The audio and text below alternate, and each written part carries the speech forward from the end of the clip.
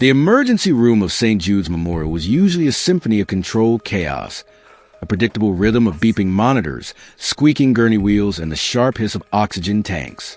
But tonight, that rhythm had shattered into a violent dissonance of shouting and jagged glass. Trauma Room 4 was a bleeding wound in the center of the department, surrounded by a widening perimeter of terrified staff and useless security guards.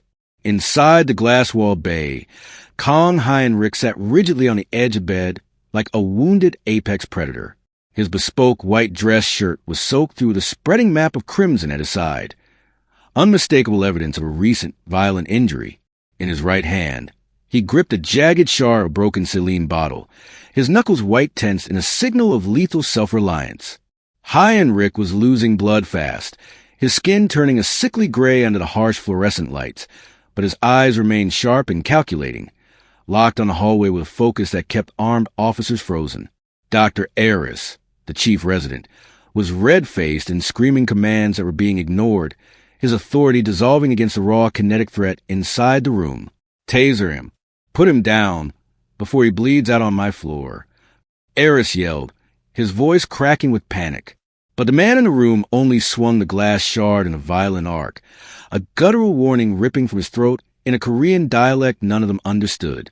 Nala Serene Whitaker stood at the nurse's station, her navy blue scrubs blending into the shadows. She was poised and professional, but her eyes held the heavy, weary depth of someone who had seen humanity at its breaking point in unauthorized clinics overseas long ago. She clocked the tactical reality instantly. The man wasn't psychotic. He was fortifying a position. She saw what the guard didn't, the way he favored his left side, and checked the glass for blind spots. Stand down, Nala said, her voice cutting to the panic like a scalpel. She moved past Dr. Aris, ignoring his sputtered protests and direct orders to stay back. Her gaze was locked on the man in Trauma 4. He's going into hypovolemic shock, doctor, she stated firmly. If you tase him now, the cardiac stress will kill him. I'm going in. The silence that fell as Nala pushed open the sliding glass door was heavy enough to choke on, the air thick with the smell of copper and radiating fear. Heinrich whipped the glass shard toward her, his chest heaving as he gasped, "Get back." Nala stopped exactly 3 feet away, raising her empty hands, palms open. In a gesture of commanding calm, she didn't look at the shard. She looked directly into his dilated, frantic eyes. It was then she saw it peeking out from his blood-soaked collar. The black serpent, a stylized coil of ink that was a ghost story told in the underworld. You're losing the fight, and it's not the enemy that's killing you, Nala said softly, her voice steady as she prepared to speak the code that would change everything. The rhythmic mechanical pulse of St. Jude's Memorial was gone, replaced by a raw, jagged tension that felt like a physical weight in the air. In the center of the frantic department, the glass wall bay of Trauma Room 4 had become a fortress of ice and blood. Inside, Kong Heinrich sat with a terrifying, lucid focus, his body rigid, as if he were still on a battlefield rather than a hospital bed. His expensive white dress shirt was a ruined map of spreading crimson, the fabric clinging to his side where the bullet had torn through. Yet he didn't lean back. Instead, he gripped the jagged shard of a broken saline bottle with white-knuckled intensity, his gaze scanning the perimeter like a predator sensing a trap. Outside the glass, the department was a storm of disorganized fear. Dr. Aris, the chief resident, was pacing a tight, frantic circle, his face flushed a deep, panic red that clashed with his white coat. I want a perimeter. Why aren't they moving? Aris screamed, his voice cracking and jumping an octave as he gestured wildly at the 3 security guards who stood frozen in the hallway. The guards, normally stoic, looked small and uncertain, their hands hovering over holsters, but their boots glued to the linoleum. They weren't looking at the glass shard. They were looking at the lethal intent radiating from the man's eyes, a promise of violence that made their training feel suddenly, dangerously inadequate. He's going to bleed out on my floor, because you're standing there like statues. Aris yelled, the sound of his own panic only fueling the dissonance of the room. Every time a nurse tried to approach with a sedative or a monitor lead, Heinrich would snap the glass shard in a violent defensive arc, a guttural warning ripping for his throat in a tongue that sounded like grinding stones. To the staff, it was the sound of madness. To the guards, it was a threat. In the background, the two enforcers in black suits stood with a chilling, motionless symmetry. They didn't shout, and they didn't panic. Their eyes were fixed on their boss. Their bodies coiled springs ready to explode if the security team made a move. The air in the trauma bay grew thick with the smell of copper and rubbing alcohol, a heavy, suffocating atmosphere that seemed to choke the professional efficiency right out of the room.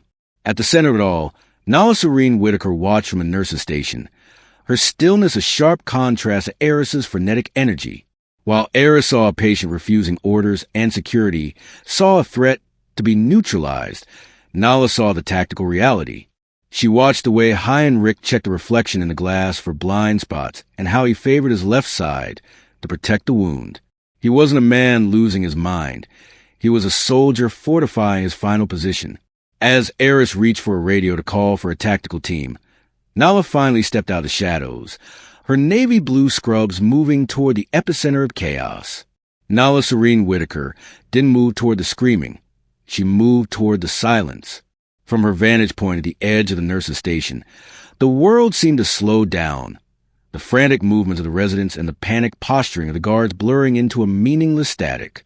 While Dr. Eris saw a patient in the throes of a psychotic break, Nala's eyes, heavy with the weary depth of someone who had seen the worst of humanity long before stepping into a civilian hospital, saw something else entirely. She wasn't looking at the jagged glass Shard Khan Heinrich held. She was looking at his feet. He was anchored. His weight was distributed with a practiced, lethal efficiency, his body angled to minimize his profile despite the blood-soaked ruin of his white shirt. He wasn't lashing out. He was defending a perimeter. Nala clocked the tactical reality with a chilling clarity. The man wasn't crazy. He was cornered.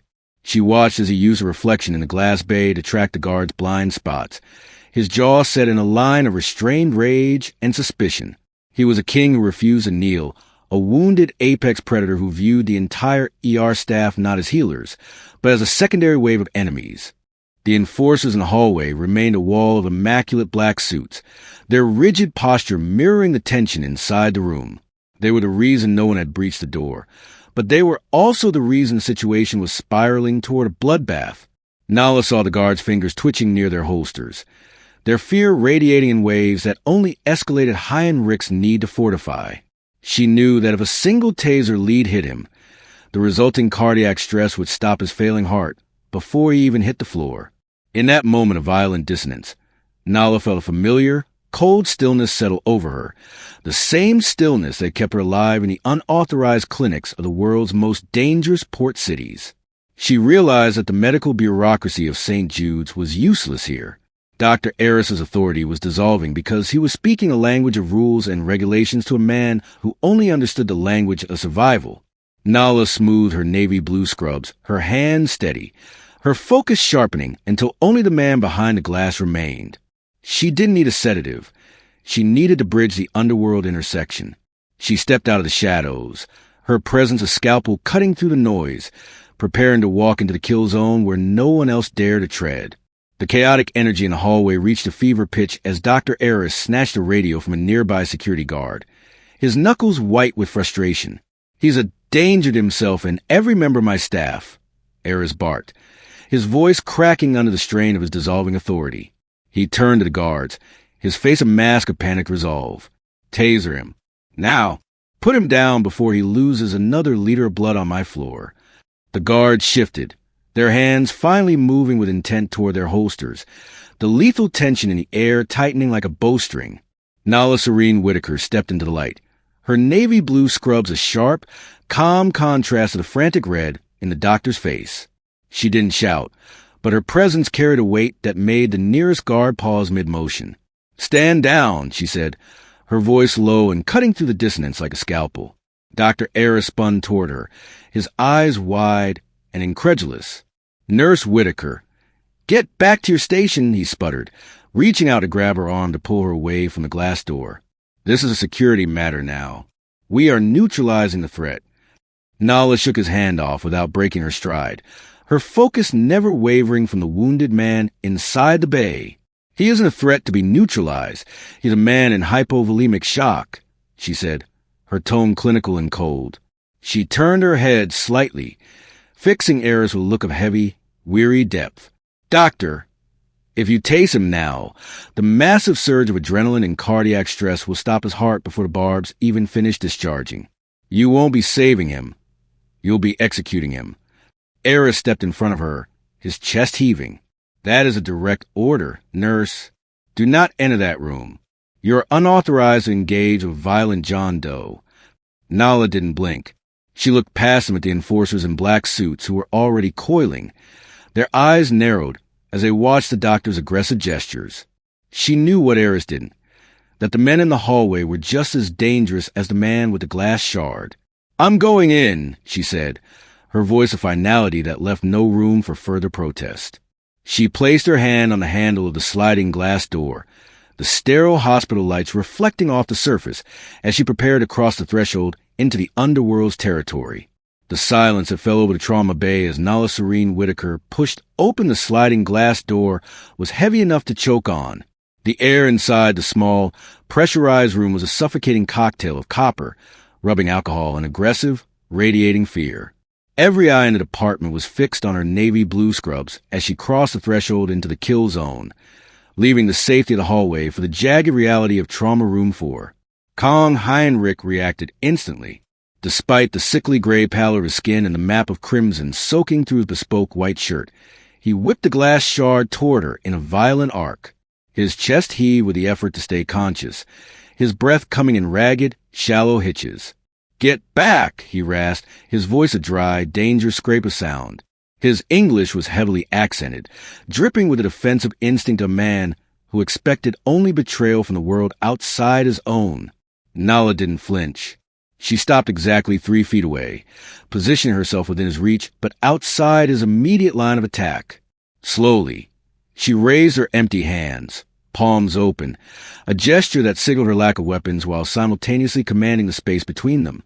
She didn't look at the jagged saline bottle shard that pointed at her throat.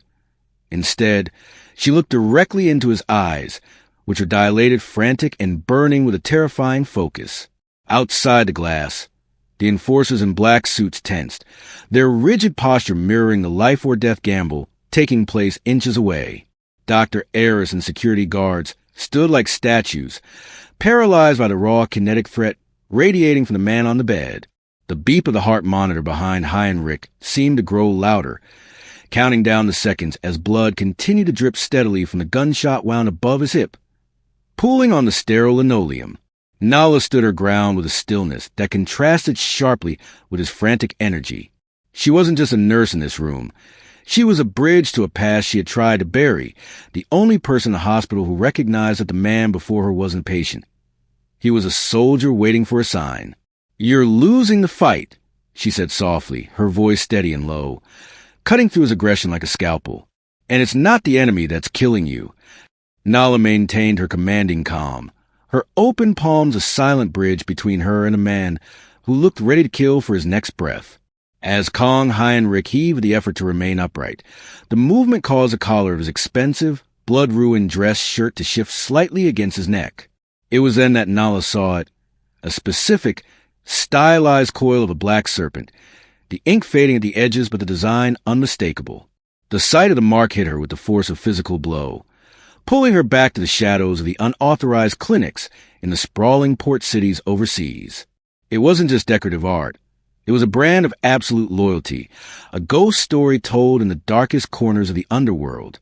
This mark identified him as a high-level figure in the Korean Mafia, an apex predator whose world operated on code of silence and blood debts that Dr. Eris and the security guards outside could never comprehend. Nala's focus sharpened as a piece of the puzzle finally clicked into place. She wasn't looking at a random shooting victim.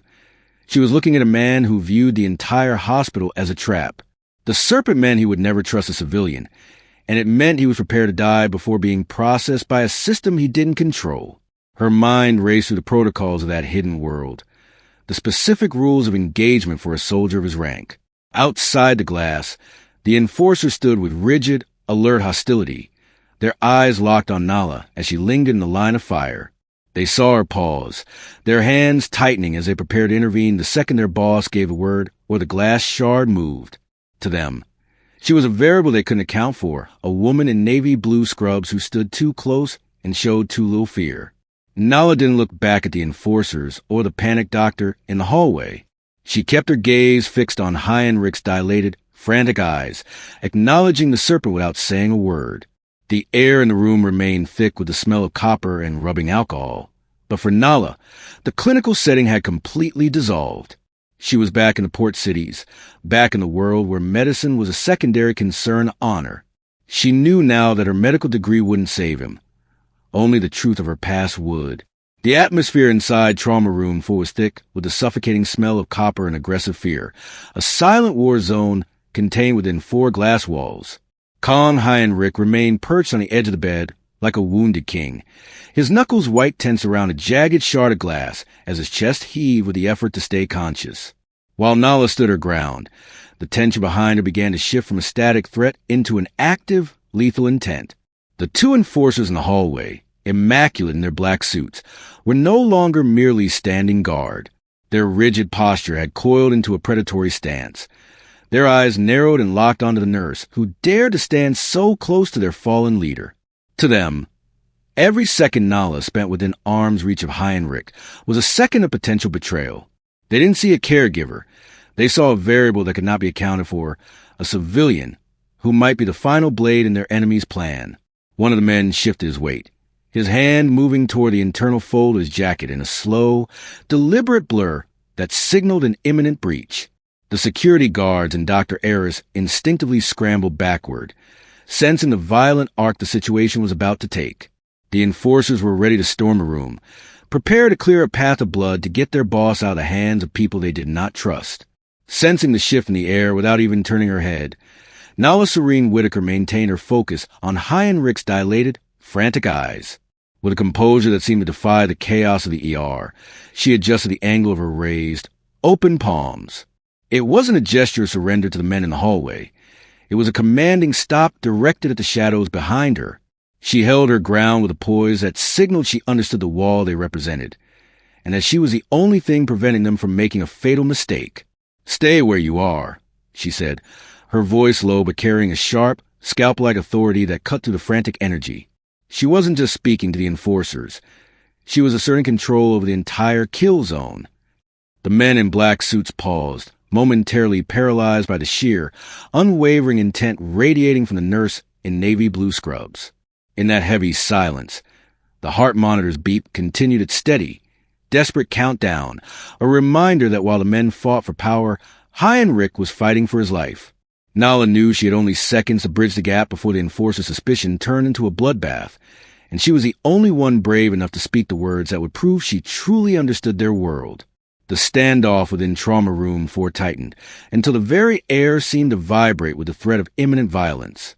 Kong Heinrich, his chest heaving as he fought the encroaching gray fog of hypovolemic shock, lunged slightly forward, the glass shard in his hand trembling but lethal. From deep within his throat, a guttural warning ripped through the sterile room, a low, jagged rasp of Korean that sounded like iron dragging over stone. To Dr. Eris and security guards huddled behind glass, it was merely the terrifying noise of a dying madman. But to Nala Serene Whitaker, the sound were as clear as a gunshot. She didn't flinch, while the rest of the ER staff instinctively recoiled from the raw aggression in his voice. Nala stood her ground, her navy blue scrubs a pillar of stillness against his frantic energy. She recognized the specific, harsh cadence of his speech, a regional dialect from the sprawling port cities overseas, the kind spoken by men who live and died in the unauthorized shadows of the shipping docks. It was a language of the underworld, one she hadn't heard since her time working the clandestine clinics, where questions were never asked and blood was the only currency. Heinrich's eyes, dilated and burning with a terrifying focus, searched hers for any sign of the usual civilian fear. He found none. Instead, he saw a woman who looked directly into the heart of his defiance and recognized a soldier beneath the bespoke suit. The black serpent on his neck seemed to pulse with the rhythm of his failing heart, a silent brand of loyalty that Nala understood better than anyone else in the building.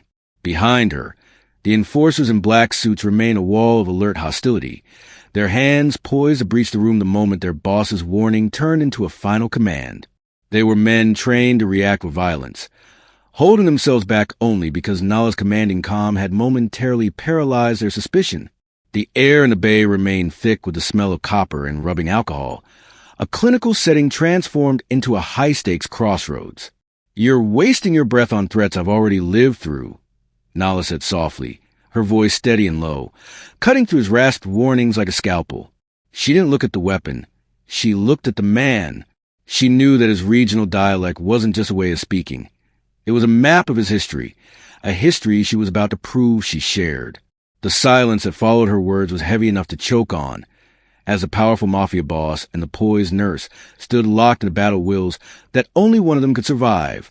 The standoff within the pressurized glass bay of Trauma Room 4 reached its breaking point as Kong Heinrich's knuckles whitened around a jagged saline shard, his body coiled for a final, desperate act of defiance. The air, heavy with the scent of copper and clinical alcohol, seemed to freeze as Nala Serene Whitaker took a final, steadying step into the kill zone. She did not look at the weapon trembling inches from her throat. She looked directly into the dilated, frantic eyes of the man who viewed the entire world as his enemy. Behind her, the enforcers in black suits were blurred silhouettes of lethal intent, their hands hovering over their jackets, waiting for the single heartbeat of hesitation that would turn the R into a slaughterhouse. Dr. Ayers and security guards held their breath, their authority having dissolved into a terrified, useless silence. Nala leaned in, closing the distance until she was well within the arc of the glass shard. Her voice, when it finally came, was a low, melodic contrast to the rhythmic beeping of the heart monitor, a whisper that cut to the aggressive fear like a scalpel. She spoke a single, archaic phrase in a dialect that had no place in a civilian hospital, words that were a ghost story told in the shipping docks and unauthorized clinics of the port cities. It was a forbidden secret code of the Korean Mafia's inner circle, a verbal seal of absolute loyalty and sanctuary that she hadn't uttered since her days in the underworld shadows. The effect was instantaneous and visceral. The air seemed to rush out of Heinrich's lungs as the words hit him with more force than the bullet in his side. The black serpent tattoo on his neck, once a brand of terrifying focus, now seemed to mark a man who had suddenly found a ghost from his own world in the middle of a trap.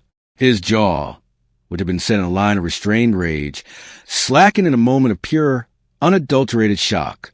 The jagged glass shard slowed its violent arc, the lethal intent radiating from his body beginning to crumble under the weight of recognition. He stared at Nala, this poised black woman in navy blue scrubs, as if she had just materialized from the very ink on his skin.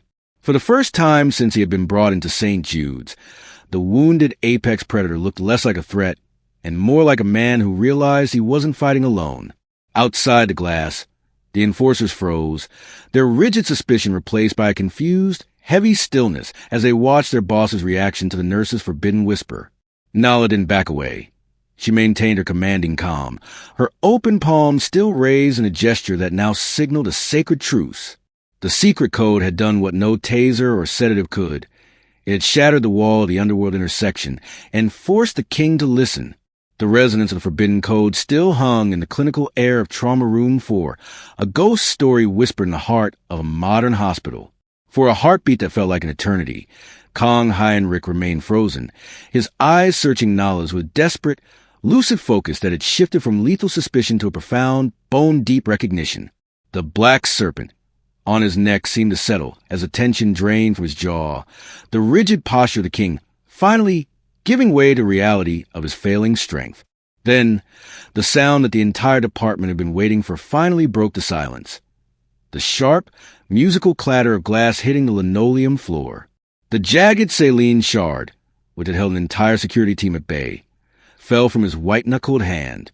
Heinrich's fingers, no longer coiled for violence, brushed against the blood-soaked fabric of his white shirt as his arm dropped limply to his side.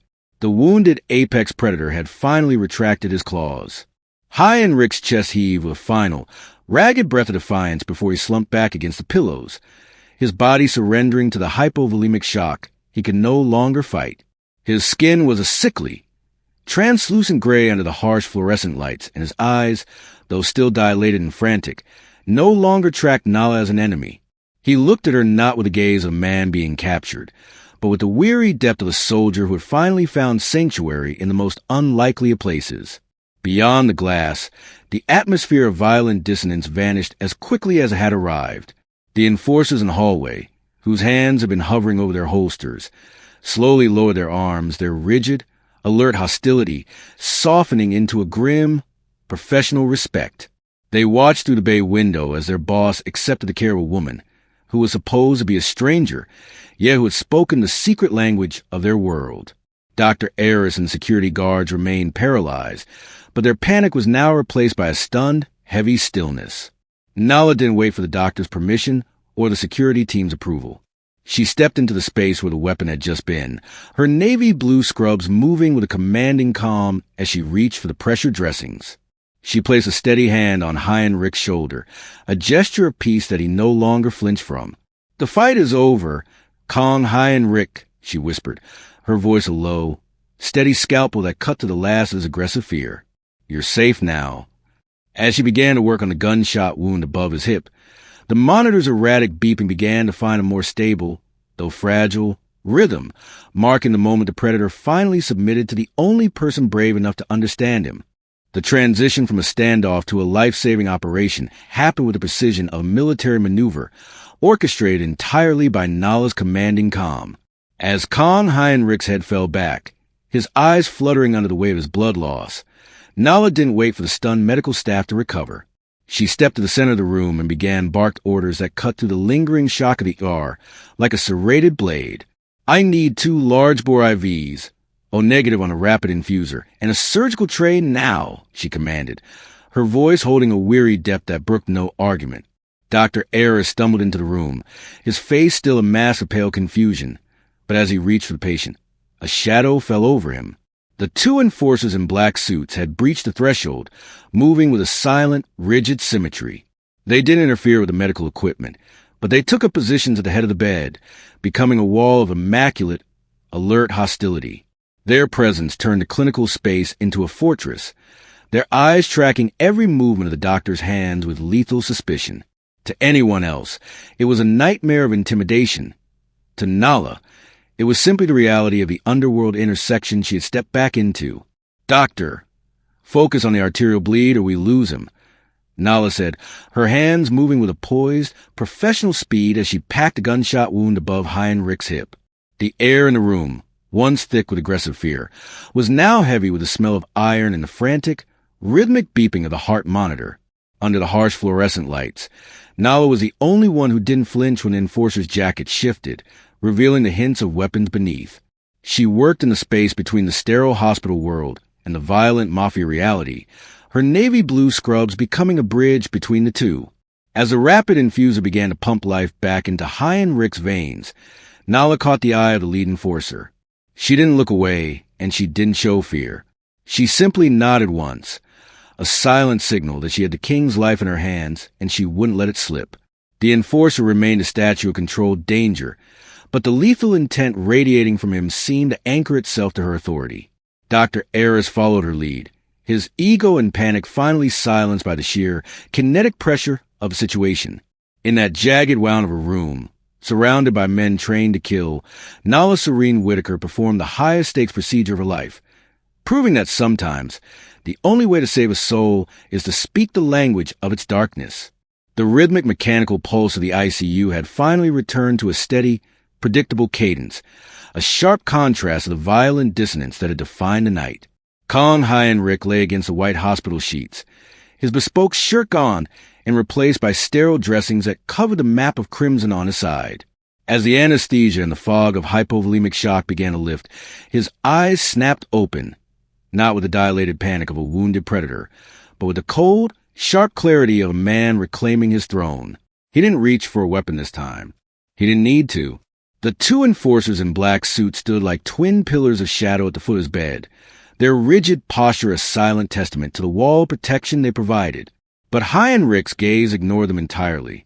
His eyes moved across the room until they locked onto Nala Serene Whitaker, who stood by the monitor, her navy blue scrubs a deep, calm anchor in the bright clinical light. The silence between them was heavy enough to choke on, yet it was no longer charged with aggressive fear. It was the silence of an underworld intersection where a life had been bought and a secret had been shared. High and Rick studied her with a new kind of intensity, a gaze that was calculating, profound, and stripped of the suspicion that usually guarded his every thought. He looked at her as if he were seeing past the nurse's ponytail and professional poise, searching for the ghosts of the unauthorized clinics and the port cities she had whispered about. "You!" he rasped, his voice a dry, jagged scrape that still carried the weight of his underworld authority. He didn't ask how she knew the code. He didn't ask why she had risked a taser strike or a direct order to save a man the world viewed as a monster. In the culture of the Black Serpent, questions were for the weak. Recognition was for the survivors. Nala didn't flinch under his stare. She met his eyes with the same commanding calm that had saved his life, her palms now resting at her sides rather than raised in a command for peace. She saw the shift in him, the moment the debt was acknowledged. It was a brand of loyalty more permanent than the ink on his neck. In his world, a life saved was a life owned, and the look he gave her was an admission that the power balance had shifted. Dr. Ayres hovered in the doorway, his red-faced panic replaced by a confused, tentative professional curiosity, but he remained outside the invisible perimeter established by the enforcers. He didn't understand the language spoken in the silence between the nurse and the Mafia boss. He didn't see the Black Serpent pulse with a silent promise. As High and Rick gave a nearly imperceptible nod, Nala knew the agreement was sealed. She had kept her secret safe from the hospital, but she had revealed it to a man who never forgot a face, and never let a blood debt go unpaid. The fluorescent lights of St. Jude's Memorial hummed with sterile indifference as the morning shift arrived. The symphony of controlled chaos, slowly re-establishing its predictable rhythm. To the rest of the staff, the night's events were already becoming an ER legend, a ghost story about a violent John Doe and a standoff that ended in a miraculous medical recovery. The shattered glass had been swept away, the blood on the linoleum scrubbed clean, and Dr. Ayres was already in his office, likely drafting a report that would frame the night's success as a triumph of his own leadership. But for Nala Serene Whitaker, the normalcy was a fragile mask. As she stood at the nurse's station, her navy blue scrubs felt like a costume she had outgrown. She watched through the window as a black SUV idled at the ambulance bay, waiting for the high-level patient who had discharged himself against medical advice just as the sun began to rise. Kong, High, and Rick was gone, taking his enforcers and his secrets with him, but the air in the trauma bay still felt thick with the smell of copper and the weight of that forbidden whisper. Nala adjusted her ponytail, her hand steady, yet she could feel the phantom pulse of the Black Serpent in the back of her mind. By speaking that code, she had done more than save a life. She had signaled to the underworld that one of their ghosts was still walking the halls of a civilian hospital. She had spent years building a wall between her current life and the unauthorized clinics of the port cities, only to tear it down in a single heartbeat of tactical necessity. She looked down at her open palms, the same palms she had raised to stop a bloodbath, and realized they would never truly be clean of the underworld intersection. High and Rick's final look of recognition wasn't a goodbye. It was a marker. In the world of the Korean Mafia, blood debts were never forgotten, and a nurse who knew the secret language of their inner circle was a liability or an asset, but never a stranger. The hospital page for a standard intake in trauma, too, the mundane squeak of gurney wheels signaling that the world had moved on. Nala stepped back into the flow of her shift, her poise as professional as ever, but her eyes held a new, lingering depth. She had survived the night, but she knew the shadow of the serpent would follow her long after the fluorescent lights dimmed. The door she had forced open to save a king couldn't be closed with a simple click of a lock. It was a jagged wound in her own life that was only beginning to bleed.